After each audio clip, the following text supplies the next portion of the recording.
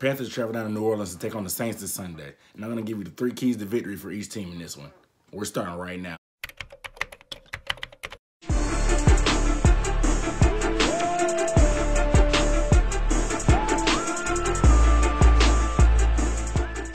So on this channel, I'll give you the coverage of the best division in the NFL, the NFC South. So if it's your first time being on the channel, consider subscribing and giving this video a like. But real quick, down below, let me know what you think the score of the game is going to be and who's going to win this game between the Saints and the Panthers Sunday. All right, man, first place on the line. This is like the NFC South Championship between the Saints and the Panthers. It's going down, man. Down south in the stinky town, I guess is what some of the Falcons fans up here call New Orleans. I guess because it has a little stench around the city. But the first matchup we saw, the Saints beat the Panthers 34-13 up in Bank of America Stadium in Charlotte. They kicked off their 8-game winning streak. They started 0-2 on the season, but after that, they peeled off 8 straight wins. It kind of springboarded them to where they are now, first place in the division. The streak ended last week, though, as they played the Rams traveling to L.A., and the Saints pretty much got dominated by the Rams. The Panthers are coming off a tougher than people thought win versus the Jets up in the Meadowlands last week also. So 2 teams are coming from different directions right now, but it's a division game. It's going to be a matchup between 2 of the highly touted rookie running backs, and Alvin Kamara for the Saints and Run CMC Christian McCaffrey for the Carolina Panthers. 2 guys that can do it all. They can run a little bit with the ball. They're dynamic out the backfield, catching the football. Kamara has been definitely better than Christian McCaffrey this year. He's probably been closer to what the Panthers expected McCaffrey to be than what he really has been. And he's really been a gem for the Saints. He's pretty much the reason why Adrian Peterson got out of town. He needed more touches. It was obvious. The more and more that the season's been going on, they've been feeding him the ball more. And that's why you see him having great games. Last week, he had 188 scrimmage yards and broke a 74-yard run, showing how explosive he has been. Christian McCaffrey has been solid in his own part. He's leading rookie running backs in receptions. I think he's second in the league for running backs in receptions. He's probably leading the team in receptions also. Let's get into these 3 keys to victory for the Saints. Number 1, get the running game going. They've been struggling the past few weeks. They've had the numbers, but it's been inconsistent. Last week, they ran for 100+, but 74 came on Kamara's run. Besides that, they were pretty much sporadic. Mark Ingram only had 31 yards. Without the running the ball, it puts a lot more pressure on Drew Brees.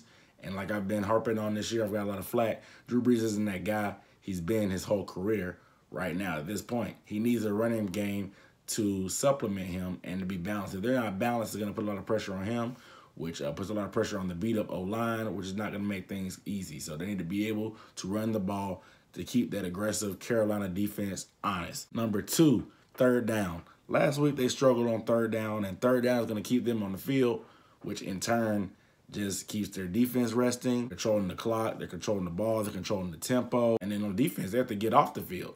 Keep from wearing down. They've been injured a little bit, so the depth is in question. So you have to get off the field on third down. That way you're not being run over. And Carolina's a great team at time of possessions. And the reason that is because they've been pretty good on third down. I think maybe second in the league on third down conversions offensively.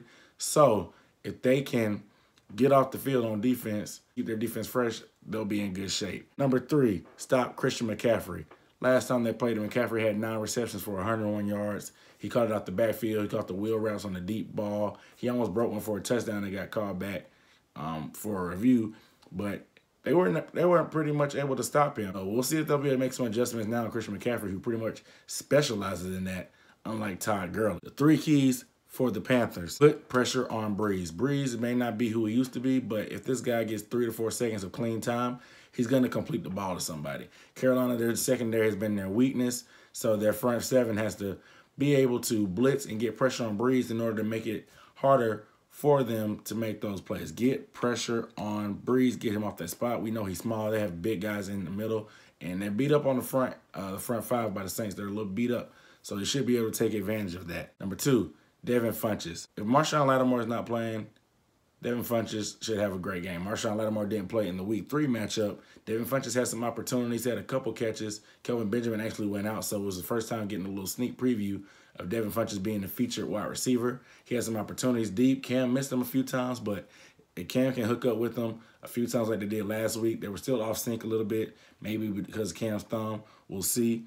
But Devin Funchess needs to be a big factor. He needs to be able to stretch that field and make some plays all over the place in order to give Christian McCaffrey room underneath to make plays himself. Number 3 for the Panthers, Cam Newton's legs. In week 3, Cam Newton's still recovering from the shoulder surgery that he had in the offseason. He was very hesitant to run, He did have a run for a touchdown, but it was very, very short on the option. And that was kind of the first glimpse of him being able to say, okay, I can take hits. I am healthy. Since then, he's been probably the most consistent running threat that the Panthers have had because the running game has been pretty much abysmal. They had a good little streak a couple weeks ago, but Cam Newton has pretty much been the gas that makes that running game go.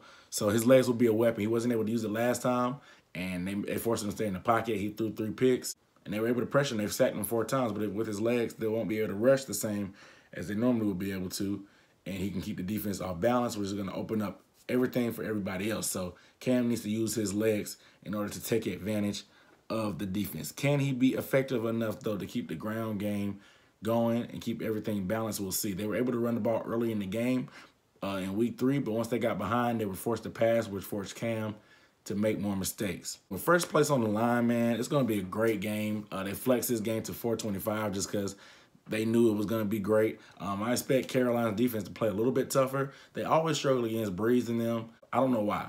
It's just a bad matchup. Last time they tried putting linebackers on some of the slot receivers like Michael Thomas and stuff in certain formations, and they torched them.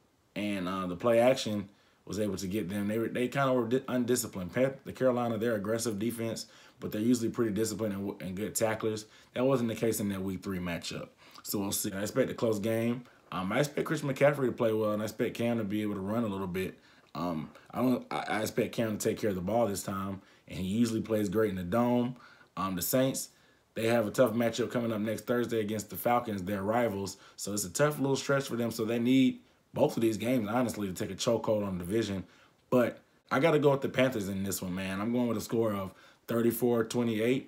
It's probably a little bit low. I have a feeling it's going to be a shootout in the dome. It's going to be a lot of points. It's going to be a great game for that 425 slot. I can't wait. And with that, Necessary Bluntness, wrapping up. I'm Aaron Duncan. I'm out.